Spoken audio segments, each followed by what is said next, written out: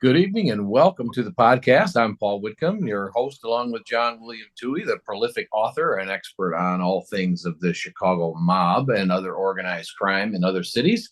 And tonight we are talking to retired homicide detective from Chicago, Mike Hammond. Good evening, Mike. Good evening. Thanks for having Hi, me. Mike. Mike, we'd like to talk about a particularly famous case that I understand you got the cold case assignment for, and that was the 1957 murder of Judith Mae Hammond, a 15-year-old girl. And what is it about this case that made it worthy of your attention so many years later? Actually, you inversed our name, Judith Mae Anderson. Right. Yeah. So the very frankly, I was assigned to the cold case homicide unit at the time, and the Tribune alerted us. The Chicago Tribune newspaper alerted us they were going to do a 50-year article on the 50-year anniversary of her murder, and so it had been 2007, and so the police department, it came down assigned to us like, hey, look into this so we're not behind the curve, with the Tribune. So we did. My partner at the time and I did a lot of work on it. Actually, went to Texas to interview a suspect, longtime suspect, and interviewed a lot of people. It was an exhaustive case back in the day. So it was a lot for us to cover. It really was. I saw a photo of her father. He was relatively young man. Was he alive? Still alive when you? He was not alive. In fact, her mother had just died a couple years before we got that assigned to it. Her father had been dead for several more years. Can you go over the basics of the crime? How she was murdered? Yeah, sure. So she was on the night that she was killed. She was at a friend's house, the Baticola family. Her best friend was Elena Baticola, and their house was on the west side of Chicago. At the time, they were on 1019, I believe, north on Central Avenue, which was about a 15 or 20-minute walk from Judith Mae's house. She was there watching a movie with Elena, and she called her home, talked to her mother, father about 11 o'clock, and asked if she could stay and watch the rest of the film. And they told her, no, it's 11 o'clock. You have to come home. So she left, started walking home. And by 11:45, 11:50 p.m., they were already concerned because she wasn't home. It was unlike her to not come directly home like that, I guess. And so they started looking, and by morning they had the police involved, and she just basically disappeared into thin air. 2 weeks later, some boaters found a barrel floating in Montrose Harbor, and they reported it to the authorities. And they found a torso, what turned out to be her torso.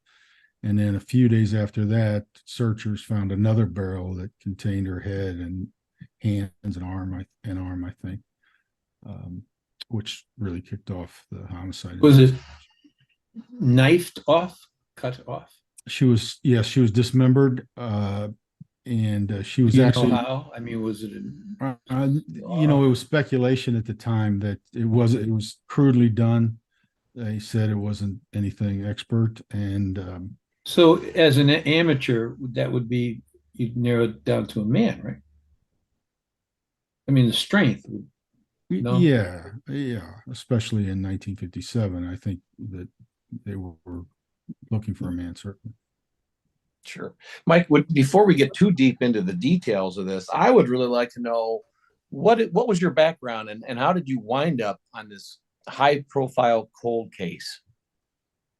So I got on the police department in the early 90s, and I made detective. It's a tested position in the city of Chicago, and I made detective in 2000, and they pretty much assigned me to homicides right away. Although in the city of Chicago, well, probably most places, to be fair, but you get assigned to homicide, but it takes 6 months to a year before you actually get assigned an actual murder yourself. Where I worked with more experienced detectives, training basically. I worked several years in Area 4, which is in the west side of Chicago, very busy.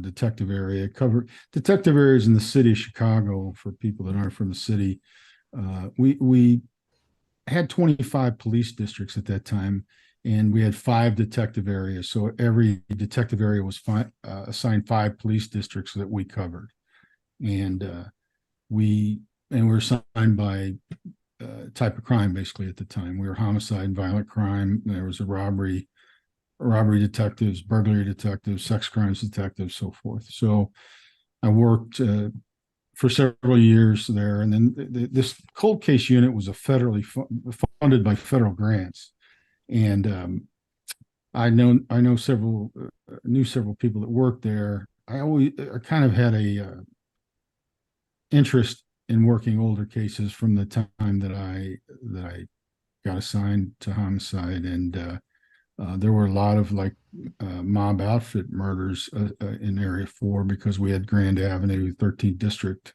and Taylor Street in the 12th District, which were both big, outfit areas. And then, so I got the opportunity, I believe it was 2005, to go to the cold case homicide unit. And I thought, this is good experience to be assigned. The great thing about working in the cold case homicide unit, where you weren't catching new cases, you had the opportunity to really, spend some time and look at some of these cases. Some of them we brought with us, that we worked on, that we knew of. Some were assigned to us for a variety of reasons, and then some we would just find out of interest, which is like we discussed. I looked at the Richard Kane murder, and that was just basically me being interested in that, picking that file up. In this particular case, as I described, because the department knew the Tribune was going to be doing this article, we actually talked to one of the reporters who did that article, and that's how we got assigned to that particular case. As far as the size and gravity to it, I mean, in cold case, that's kind of, all of them were that kind of, that way to a degree, because we had the time, and we also had the resources, because it was a federal grant, funded to travel, and which a lot of these cases, it took a lot of, after years and years, witnesses, suspects have moved, so we went all over the country at times. Well, that sounds really, really interesting. And you wound up with what was one of a string of child murders in the mid to late 50s that kind of caught the attention of the nation, right? Correct. Yeah, that's correct. My partner took a long look at the Grimes sisters case. We got assigned to look at Judith Mae Anderson, which we did a lot of work on. There was, we've discussed previously, I think there was a sort of potential tie between the Grimes sisters case and the Schuessler-Peterson case. How strong that tie is really up for debate. And but the Judith Mae Anderson, there's no apparent connection. Nothing ever came up that was connected with those cases. Mike, what kind of neighborhood was that? Do you know, back in 57? Yeah, working class, solid middle class, working class. So murder was strange to this neighborhood. It wasn't. Yeah. It was really to the city. I mean, at that time, murders were either really, outfit related that made the news, or like domestic related. There just wasn't the kind of numbers that we've had in recent years, unfortunately. And the stranger danger, we call them, where the victim and suspect had no apparent relationship. Those were really unusual at that time. It's out of it's out of the time frame, but well, not terribly, a few years. But when I was a boy, they had Albert DeSalvo murders in New England. And boy, remember before we went on, we were talking about how murders changed things. You were saying the kids just had to come home when it got dark. And it was like that for me. There were no playgrounds. You just played on the street. But when the DeSalvo thing happened, in the same area. I forgot Chapman, I think his name was. He went up on a tower in Texas, and he did you guys ever hear about that? Yeah. He just blew people. You know, we were innocent, a more innocent people, I think. And it scared everyone. And people started locking doors. And, you know, made a and this murder apparently had the same effect on the city of Chicago. Yeah, I think it did. Well, with the three in a row, even though you didn't find any evidence they were linked, don't you think that the three 1 year after another, where children were murdered, multiple children in a couple of them, those all had a cumulative effect on the city of Chicago and its sense of safety and security? It absolutely did. Anybody you talk to that was alive during that period, you know, which is not really that long ago, um, says the same, basically, that things changed. And that and the interesting thing too, just logistically, was, you know, the Schuessler Peterson boys were killed on the north side.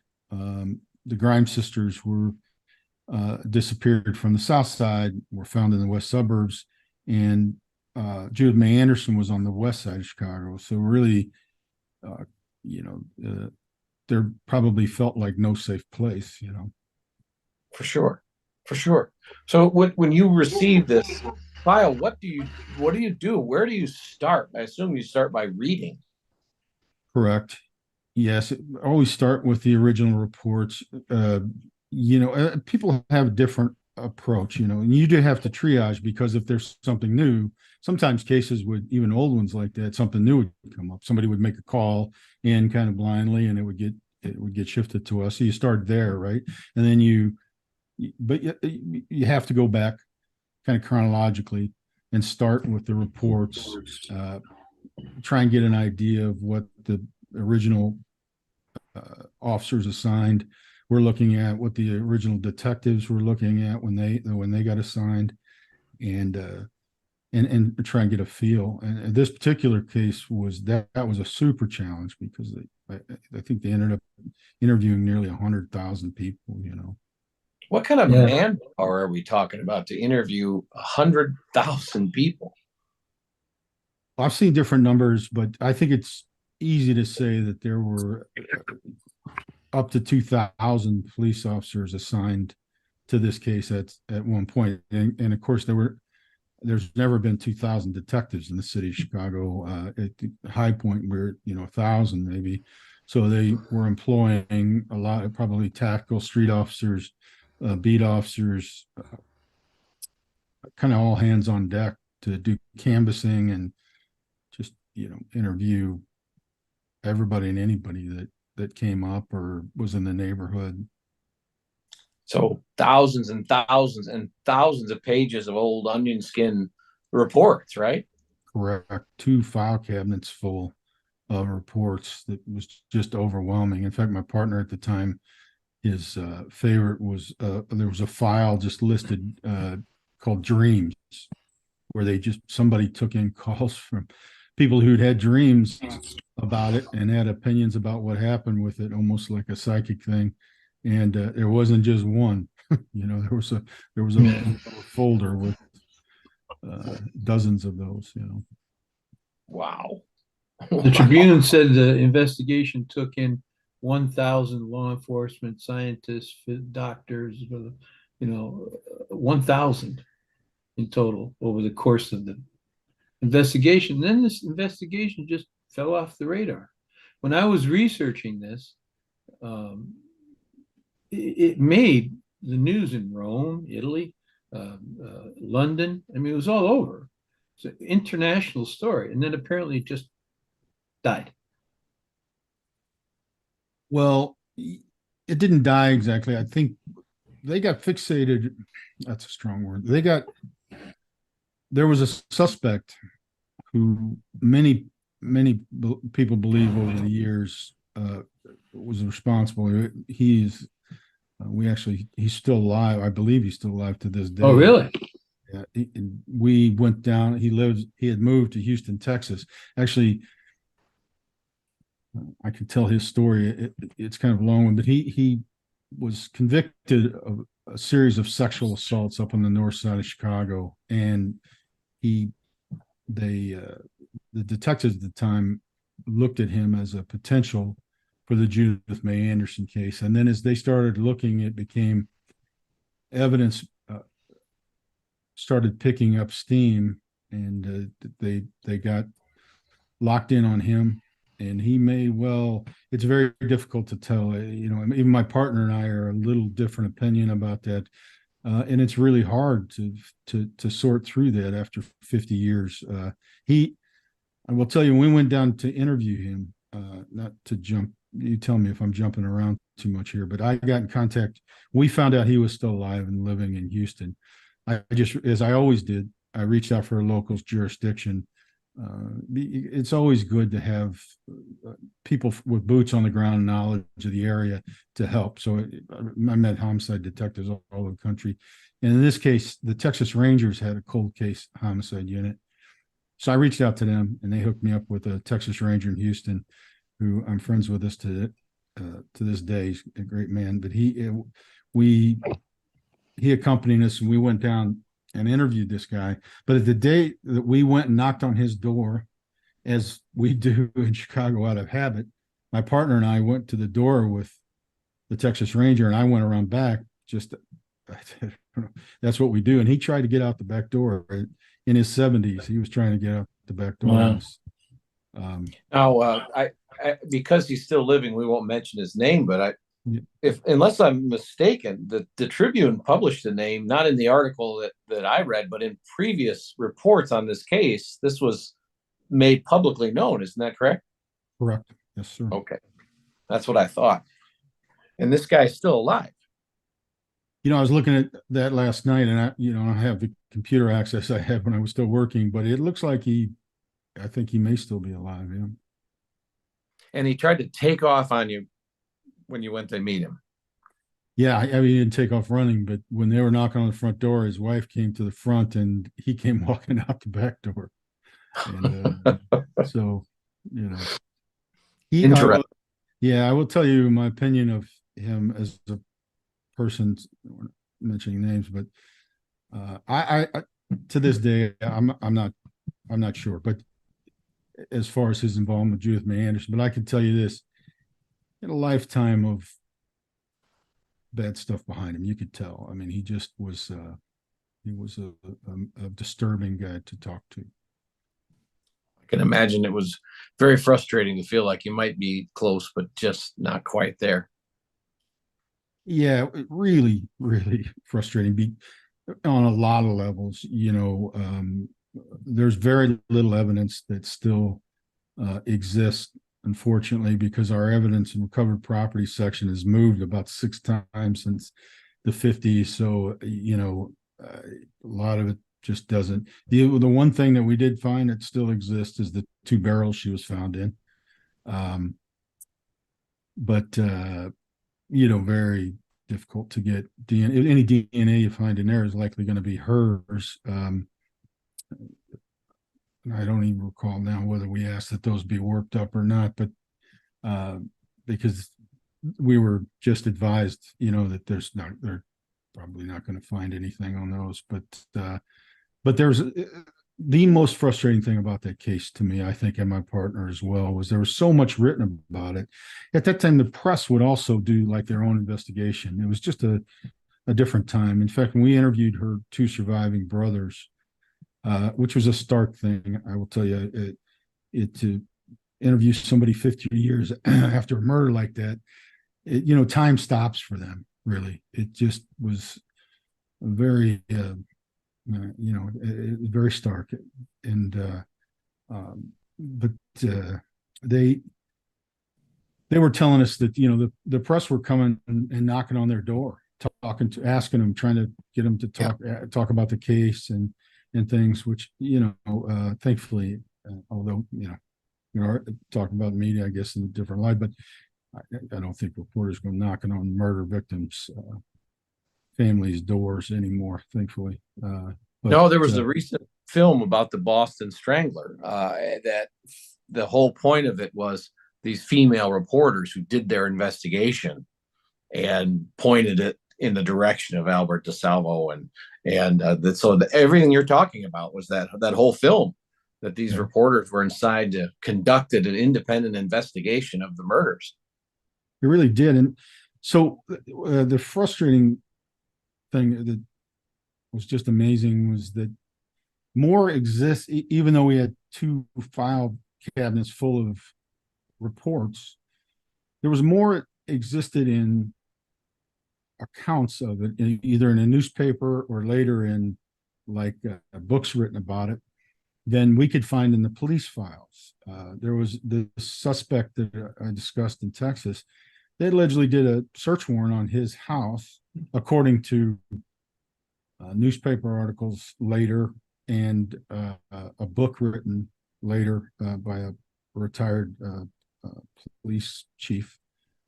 And chief for us is not the top level. Superintendent in city of Chicago is the top level. Chief, so we have several chiefs, depending on chief of patrol, chief of detectives, and so on. This guy was a chief at the time. He wrote a book, and in that book, he discussed the Judith Mae Anderson case and his involvement in it. And he discussed this, and that is, in that she was killed. She was shot 5 times in the head with a .32 caliber pistol, and supposedly when they did the search warrant of the house that he lived in, they recovered .32 caliber bullets. They found other evidence. There was near the scene where her body was found in Montrose Harbor, there was bloody clothing or something that was reported to found. None of that existed in any police reports that we found. None of it. And of course, none of that evidence existed in ERPs. Sorry, that's an acronym for evidence in recovered property.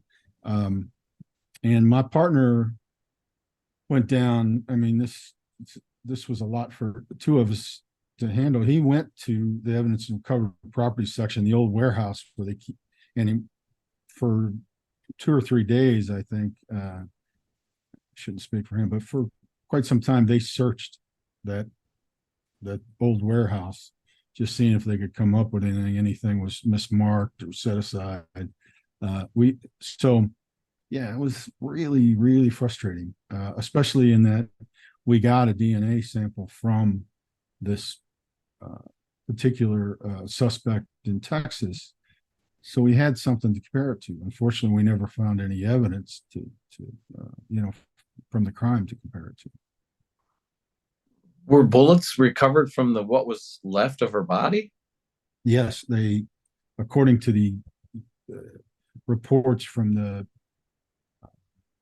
what they called the coroner's inquest at the time, which we don't have anymore. But yeah, there were. Well, I think they said 3. They thought originally 5, but one of them turned out to be a fragmented bullet. But yeah, there was 3 .32 caliber rounds recovered. That part was in some of the original police reports, but those bullets we could never find. Not that they themselves would have been that consequential after 50 years. You're not going to find DNA on those, obviously, but we couldn't even find those.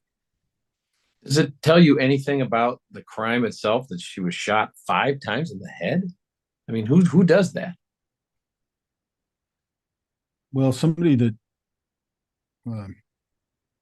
doesn't want her to identify him, obviously. I think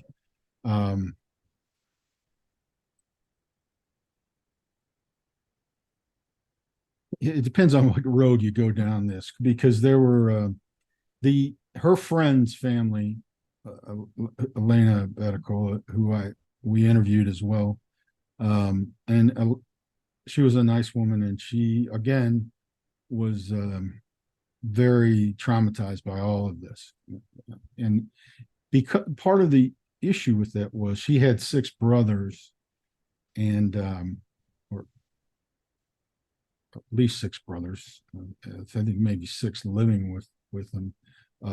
And a couple of the brothers had some criminal background, and they were looked at pretty hard. There is a line of thought to this day that that one of them might have been involved, and so she got the kind of double whammy in that she, her friend walked out of her house and was found murdered 2 weeks later, and then the spotlight was really put hard on them. Even at the time, the press, the police department went through the Abaticola family pretty hard. So, she dealt with a lot, and you could tell 50 years later it was still pretty. But she was kind enough to talk to us and tell us what she remembered, which was we really appreciated. Sure. Did this guy have any primary suspect? I'm asking myself why. Why would you do that? Why would you shoot a little girl that many? Why would you chop her up? So I mean, it's like you said. What road do you want to go down? Did he have a sexual perversion past? Was there anything like that? Any arrests? Yeah, for that sort of thing? Yes, sir. But what seemed clear about him was he was a sexual predator. He was the sexual assaults that he was convicted for. He was following buses in his car, basically, and he had taken the door handles off the rear doors, or off the passenger door. Might be two-door now I'm thinking about, and he would catch women coming off the bus, and get him into his car at gunpoint sometimes. Sometimes with force. He was kind of a stocky, muscular guy, and sexually assault them. And that's how they really got on to him. He was convicted of those, admitted to those. He was actually shot trying to escape from the police when they finally did catch up to him for those. He was wounded and survived. So he was a sexual predator, and that, like I said, if you follow that line, then that's his motivation. Here's the thing about him too. I think that although we got a very uncomfortable feeling in talking to him because he's just that guy, or was that guy. There seemed to be no connection. The connection to Judith Mae Anderson was that she worked at a modeling agency downtown, like answering phones, and his mother worked there, this suspect. But we could never prove that. And so, even to the point where we went down, there was no connection that we could find.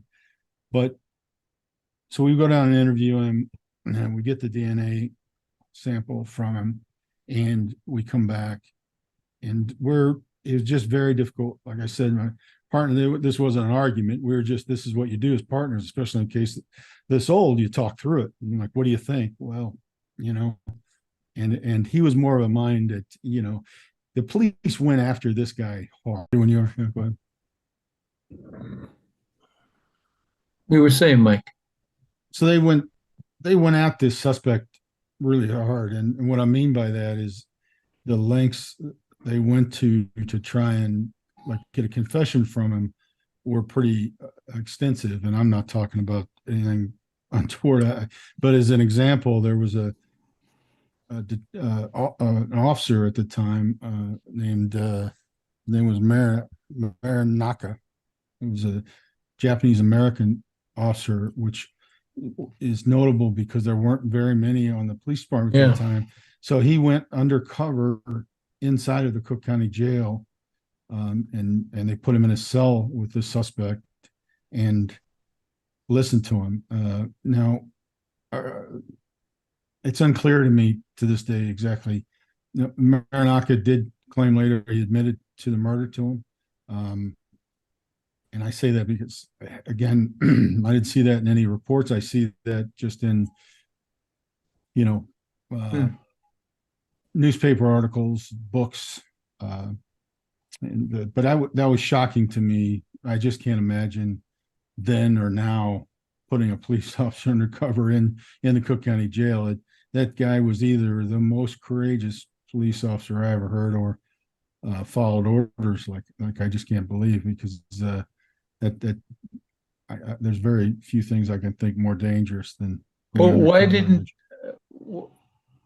he did he write in his report? No, you said he didn't write in his report that he admitted.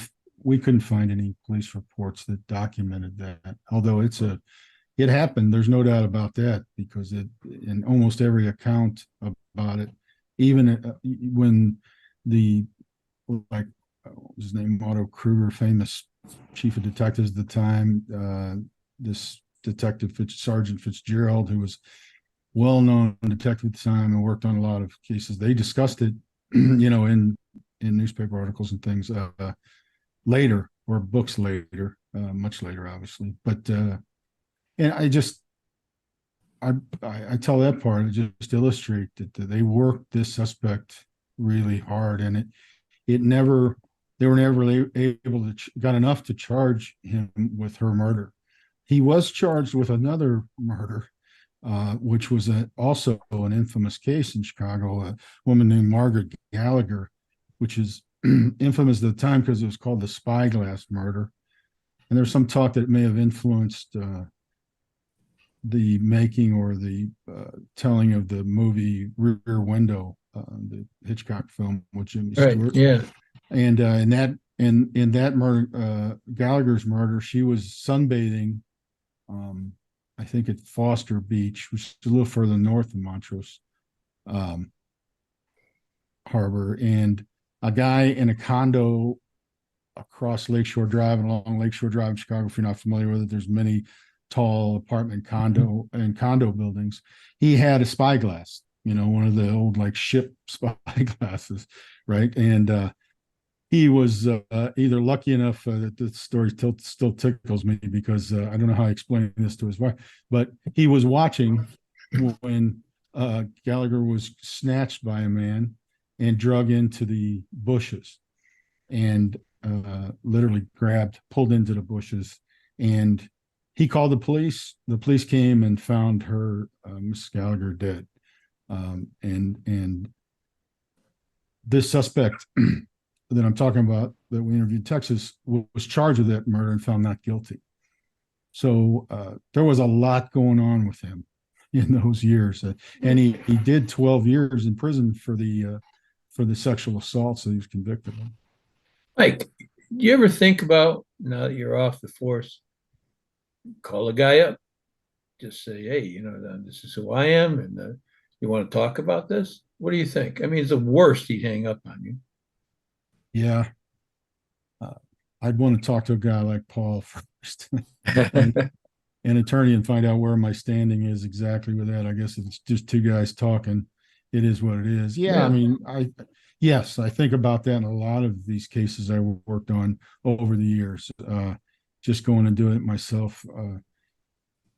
But when are you going to stop with that? You know what I mean? At some point, you got to, as they say in the movies, you got to put a tourniquet on, Right. In my experience, sometimes these people will just blab on the phone. I've never had everyone hang up on me, but they talk. A lot of them talk. Some don't, but a lot do. In my experience, He may. I think it has something to do with the mood you catch them in. Maybe. Paul, you'll be interested in this. I called Alvin Karpis. Yeah.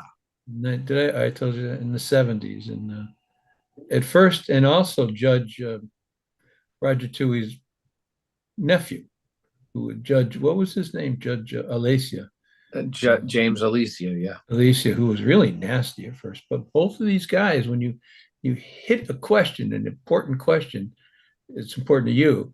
It turns out it's also important to them, and they just loosened up. So I wonder if this might work in this guy's case.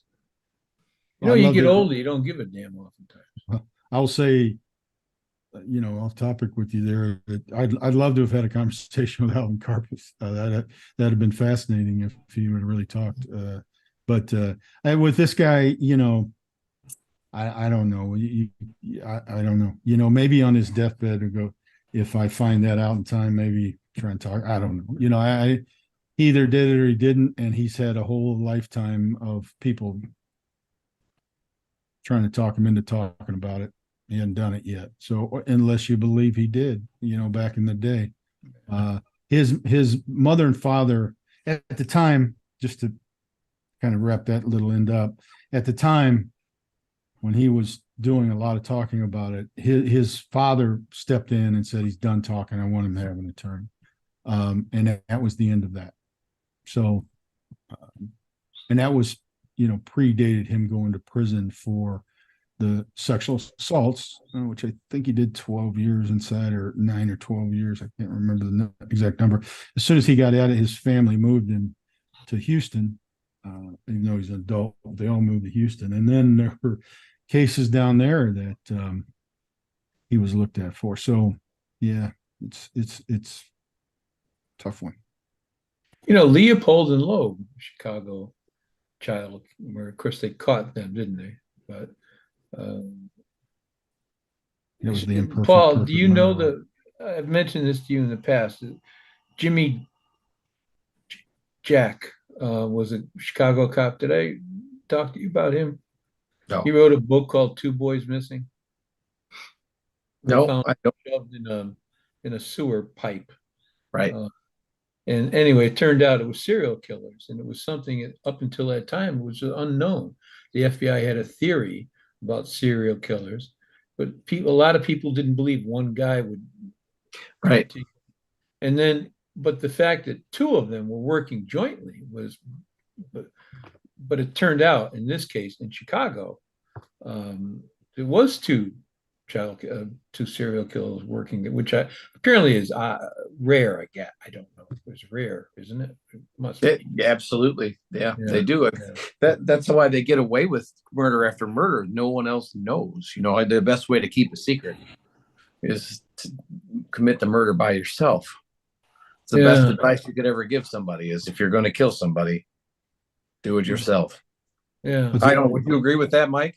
Yeah. Well, the biker gangs used to say, right, 3 can keep a secret if 2 are dead. Right. Right. I mean, we used to say, if you commit a murder yourself, and especially if you're a sociopath or psychopath, I think it's very, very difficult. You can get away with that for a long time, right? Books are written about those guys. You involve one other person, it doubles your chances of getting caught, right? And exponentially it goes on. So yeah, those stranger dangers, we call them, cases like that, the serial killers, which are actually rare. And if you look at the total number of homicides that happen in a city like this or across country, it's like lightning striking, but they make for great movies and TV shows and books, and they are horrifying when they come out because of that. Exactly. They go on for years at times, and some are never, that they still don't know who the Zodiac guy out west or something. They still don't know who the guy was. So what's amazing in this case is this guy, he's obviously a twisted puppy. He's got a wife, apparently, right? Now, or at the time we interviewed. I mean, how does that happen? He's obviously seriously mentally ill. This whole thing boggles my mind. How? Yeah, well, that's how he can conduct a relationship of a marriage, pretty intense. I don't. He wouldn't be the first. And look, let me say this to be fair, right? He may not have been involved with this murder of Judith Mae Anderson. It's very possible. It really is, because there was a lot going on, and though he did some pretty awful stuff, and he did his time for it. They're never, the one murder they charged him with, he was found not guilty, and this one they were never able to charge him with, never get enough evidence, and we weren't either to charge him. So, I discussed with you an article I'd written and stayed on for you, and I'm still on it. It's never been solved. Connie Smith, a little girl in Connecticut who vanished off the face of the earth. I followed the only suspect they had. And I followed him, and it's amazing. This guy was a one-man crime wave. And yet I'd never heard of him before. I'm guaranteed the vast majority of people have never heard of him. But they're out there, aren't they? These people. They're like that guy I'm talking about. What he did is he was a merchant marine, and he got from city to city undetected, and then he joined circuses, and he traveled around in these circus shows, little towns, and he'd grab a girl. He did that several things in his life. But these guys go largely unnoticed, don't they? Well, they can. I mean, especially back then, there was no internet, no up until especially the 80s. There was just I think it was just a lot easier to be anonymous and kind of blend in and move around if that was your shtick. Much more difficult today. Much more difficult today, although anything is possible. But you're right, because we've got a thing going on now in Chicago here, unfortunately, right now, where we've had a weird series of events in a row where young men, and you, Paul, you're in the area, so you're probably hearing about this. They are turning up dead in the lake or the river, But the thing about that, and so there is some, people want to kind of jump on that and say, hey, is there a serial killer working here? The issue is, though, there's video cameras everywhere, and so several of these young men that have ended up, they're on videotape. There's nobody there, unless you believe in the invisible man, so but the point is, there are video cameras everywhere now. It's so much harder for somebody to pull that off everywhere. And DNA, I should think, is a big, big factor, isn't it? It is, although people are more aware, but it is a big factor. And I wrote a story about this kid in Kansas, 12, 13-year-old boy. Do you know this case? Murdered his parents, and they put him away. And they didn't. Where did they put a murdering 13-year-old? So they didn't really have a secured facility, and he wandered off. But nobody ever. The case was over by then. Nobody cared. And they found him last month in Australia through his DNA. Wow. Did you hear about this? No. He murdered his parents, lived in the house without, with them dead. He put them in the attic or something, and went to school, lived an everyday life, cooked, they've uncovered him. He's living, he's in his 70s now. Amazing, isn't it? And they found him through DNA. I don't know the process, but they found him. I think he may have gone through Ancestry or something like that. That's a whole new thing. There have been crimes solved by the DNA that you submit to Ancestry.com. Yeah. And it's public info, I think, isn't it? Oh, no, it belongs to the company. If you read the disclosure when you get that package, they keep the material. Your genetic material becomes their intellectual property. Yeah. Mike, how hard, I understand from a policeman friend of mine that he could be wrong. I think you and I talked about this. Most murders go unsolved, right? Yeah. I mean, statistically, they do. That's correct. Okay, so let's go to the next step. Paul, you get a murder case. You work for the government, let's say. You're the prosecutor. What are my chances of getting convicted? I'm the murderer. I mean, it must be, actually, think about it, must be pretty good, because if they can't arrest most murderers, they show up in court with a pretty damn good case, right? Well, you're not going to charge a murder unless you've got great evidence, and that's for sure. It's if you're charged or indicted, there's enough. The question is, what's the defense? Is it reasonable doubt? Is it alibi? Who knows? Now, a lot of times these cases, murder cases I've handled over the years, the cold cases are the hard ones, the ones from the 80s. Like Mike said, we didn't have the technology we have now, but nowadays, if you're charged with murder, there's a pretty good chance that you're going to be convicted. Yeah. It was difficult to get people charged with murder, as it should be, but the felony review of the state's attorney's office, they wanted us to be, and we wanted to be. Look, there's a lot of talk, but just from my perspective, you don't ever want to put an innocent man in prison. But the other side of that coin is too, if you don't get the right guy, then the right guy's still out there. Right. He's getting away with killing somebody. So you never want that to happen. So you want to be as thorough as you can. And they're difficult cases to get charged. I'm not going to sit here and tell you that, no innocent man ever went to jail for a murder he didn't commit. But I know from my own experience, it was an arduous process to get someone charged with murder. And, you always would like to have, and Paul can really attest to this, I think, as a lead detective in a case like that, you almost always go to trial thinking, and I wish I had just the one more thing. I know he did it. For trial, I wish I had one, because a good attorney is not going to, in court, is not going to yell at me and accuse me of all kinds of things. They're just going to pick at the case and look for that reasonable doubt to put in front of the jury, and I always instill respect that process, and it's not an easy thing to do to get someone charged with murder. So you're right. I mean, by the time somebody gets charged with murder, we hopefully have our ducks pretty close to the row. And that doesn't mean you're always going to get convictions, but I'm always a little big fact. I'm sorry, what? Confessions, and you get a lot of confessions, and because of good police work, that's where you get a really high rate of confessions. And I mean, my experience is, as a defense lawyer and a prosecutor, if you've got the defendant in his own words, your success rate is real high. Yeah.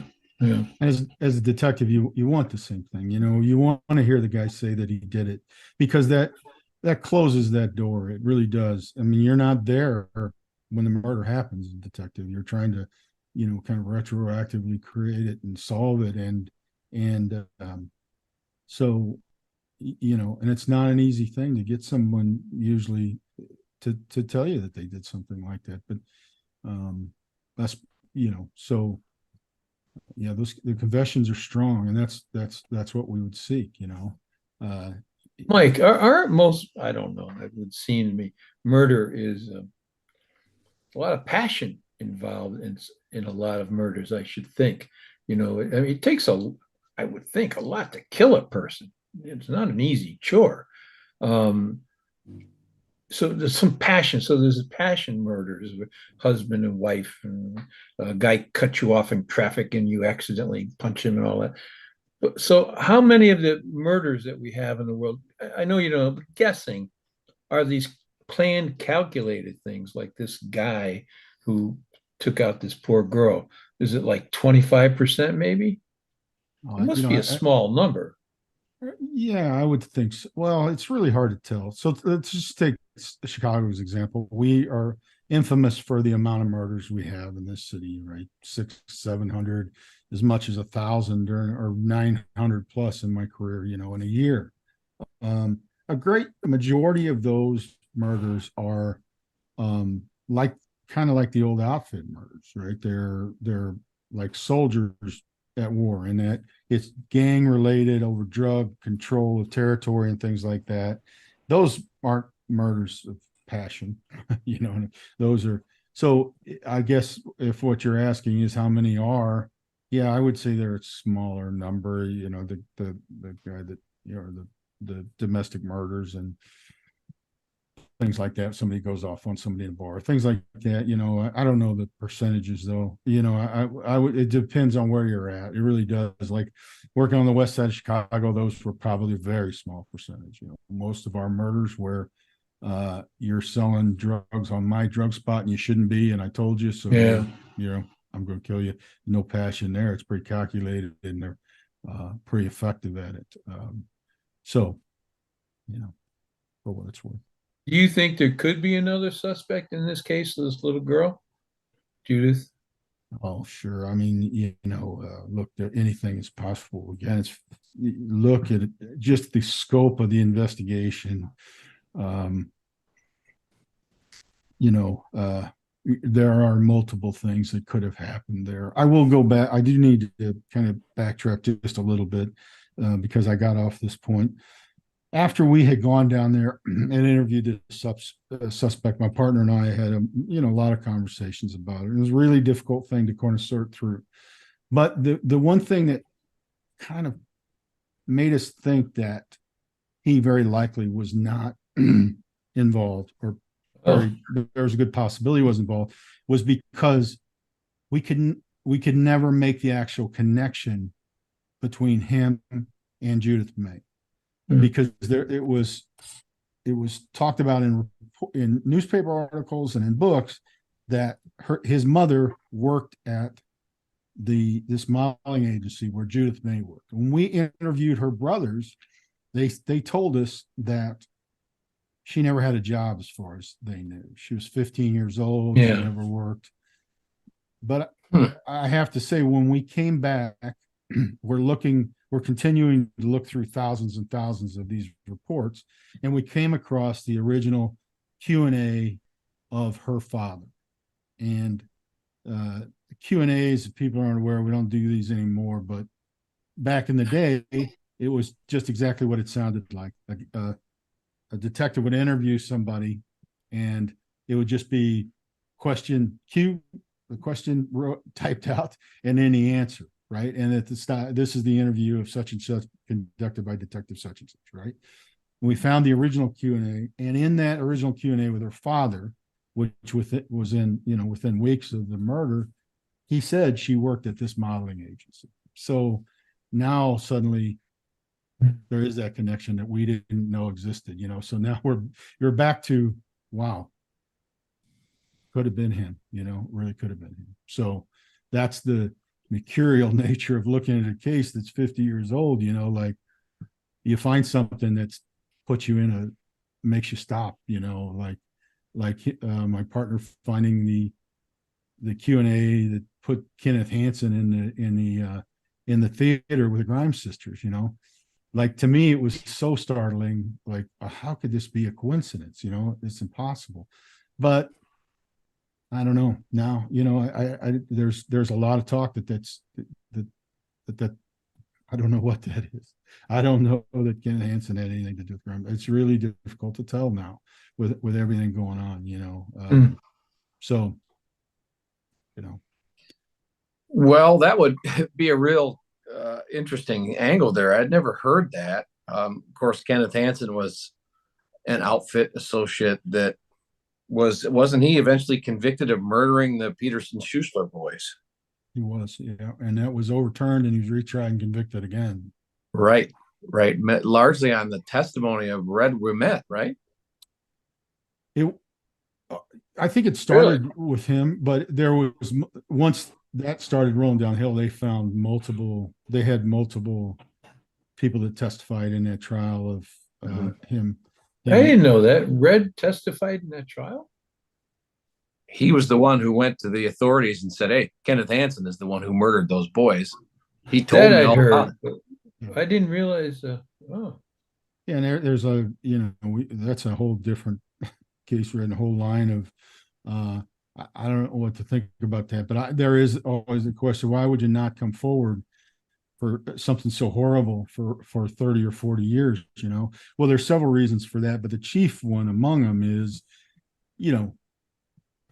Kenneth Hansen's brother Curtis was a dangerous man. Yeah. Everybody knew was a dangerous man, and you're not going to be super motivated to tell secrets about his family. You know what I mean?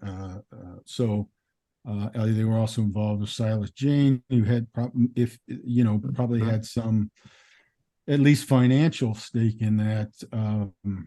Another historically proven dangerous man. It's not surprising to me that somebody sits on that for years while those guys are alive. You know what I mean? I'm not, again, I'm just trying to explain what might be the mindset. I don't know. I'm sure that happens a lot. It does happen a lot. I mean, I think that's what you're talking about with a lot of the old outfit murders, and with even a lot of the gang murders that I worked on. They're not like, no thanks, I'm not doing anything with that guy's around. Oh, it certainly makes sense. You're talking about a string of very dangerous people here Going from bad to worse, from Kenneth Hansen to Silas Jane.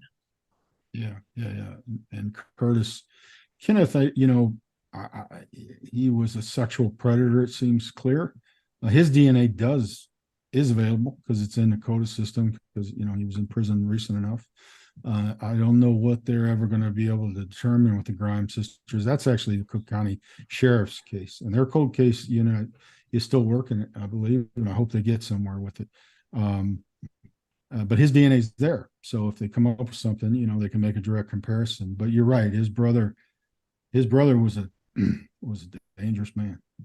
Yeah, in the Peterson Schlusser voice, they were at a theater too the day they were grabbed, right? Right. Yeah, they had been earlier. That's correct. Yeah.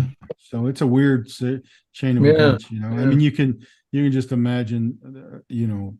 My partner comes in and I really didn't. He will tell you he was going to be forced to retire because of his age. We were like, I don't know what we were, 2 months out from that or a little longer. We had a lot going on. Judith Mae Anderson, a lot of other things that we were trying to get wrapped up. And he had grown up kind of in that era, and he was Southsider, and that Grimes sisters thing stuck with him, still sticks with him to this day, and he just wanted to look at it before he retired. And I said, man, sorry, brother, you're on your own. We got a lot to do here, just teasing him.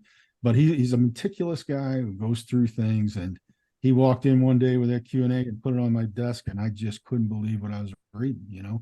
Like it to me, it seemed like an impossibility that Kenneth Hansen could be in that theater with those girls and not be involved. Now, to be fair, there are other explanations, and there could be a lot of things that are in play there. So, I guess in the end, DNA will tell that tale or not. But it's pretty stark for me to read that. So, in a less kind of dramatic way, finding the onion skin Q&A of Judith Mae Anderson's father, where he said she worked at that modeling agency, to me really shifted. Like, oh, wait a second now, this is a danger. This is a bad guy, and now he is connected potentially to her. Like, whoa, I need to back off that. Now, my partner, I think, still is of the mind. I want to speak for him. He's still of the mind that there are other possibilities, and there certainly are. As you suggested, there are other possibilities with this case.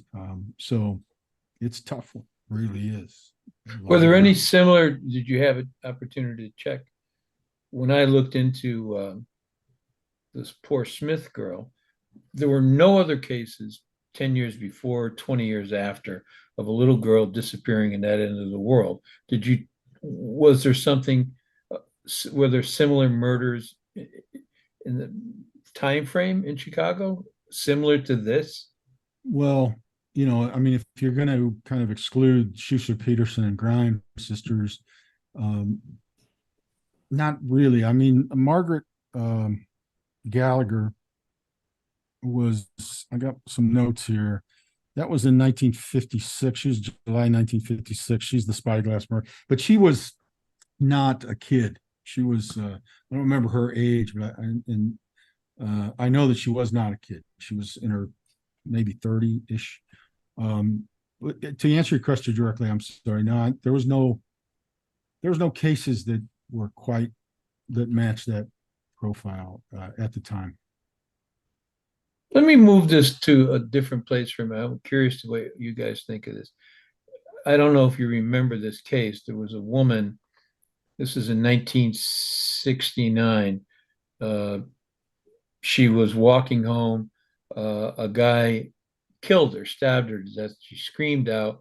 And what was her name? I've forgotten. Genovese. Genovese. You're talking about New York City. So this guy, exactly. So the Genovese, Kitty Genovese, she was walking home, a lesbian. She had left the bar. I say lesbian for a reason.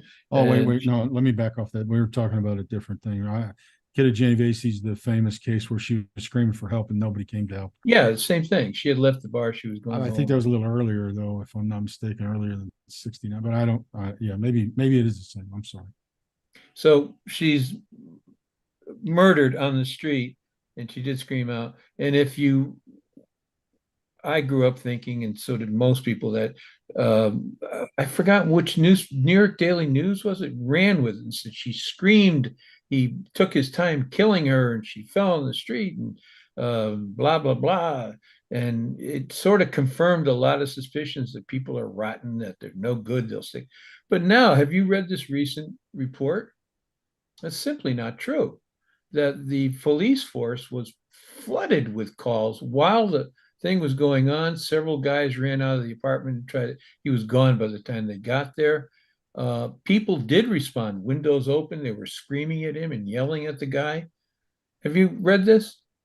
I haven't, but that makes a lot more sense to me, actually. Yeah. Yes, doesn't it?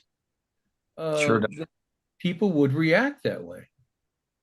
Yeah, I think that was kind of tried to be painted as the indifference of urban life kind Yeah. of thing, right? Yeah. And Yeah. the truth is, anybody that that has lived in a city like Chicago or New York, or that's pretty much not true. Really, I don't know there was ever true. People hear a woman screaming for help, and they try. No, look, to varying degrees with that, obviously, but so it doesn't surprise me that that's coming out, that that's not the.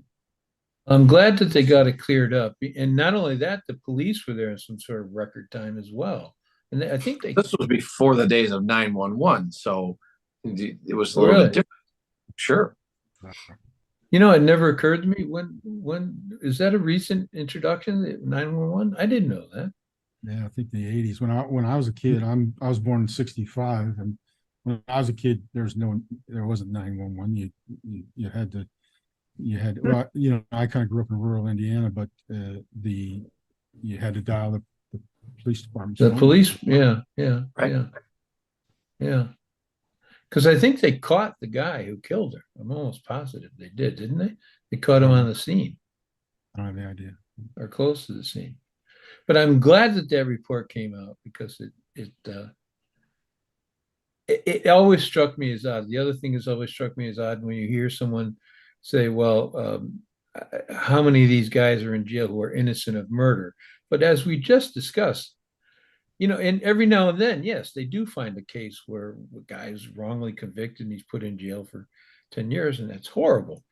But as we just discussed, the detective has to have a hell of a good case, and then the prosecuting attorney, the trials taken very seriously by all concerned. So I'm always skeptical of people who say, I'm wrongly convicted of murder now, and I shouldn't be.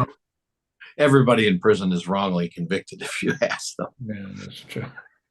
That's true. Yeah.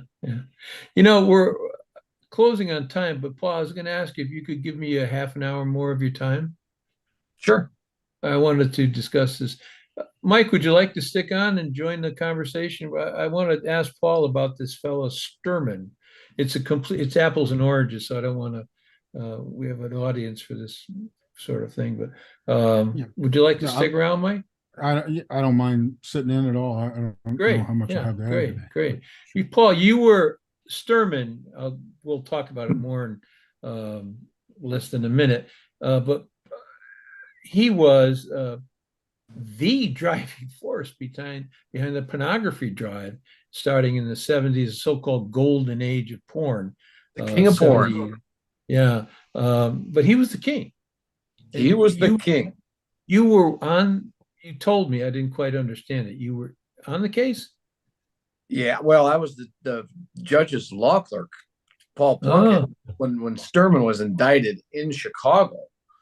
I was the one who handled the case for the federal judge. And the portion in Chicago is really a quagmire. It's all sorts of, it's murky, as opposed to his conviction for taxes in California or something. It was pretty clear cut. Yeah. That's interesting. So you have a good background on the case. Yeah, but it's been 30 years, so I don't know how fresh. Well, I just spent about a week writing about it, so I can, I think we can hold our own on this. Fascinating story. And that he made, they think, $3 billion gross. Yeah. and what's interesting is we've got less than a minute before I have to turn over to another. He owned the outlets. He owned the porn stores. He owned the movie theaters. He made the films. He distributed the films. I mean, he had this whole thing, and he virtually invented what were they called? Peep shows. Yeah. I remember those. They had them here in DC. Well, look, why don't we?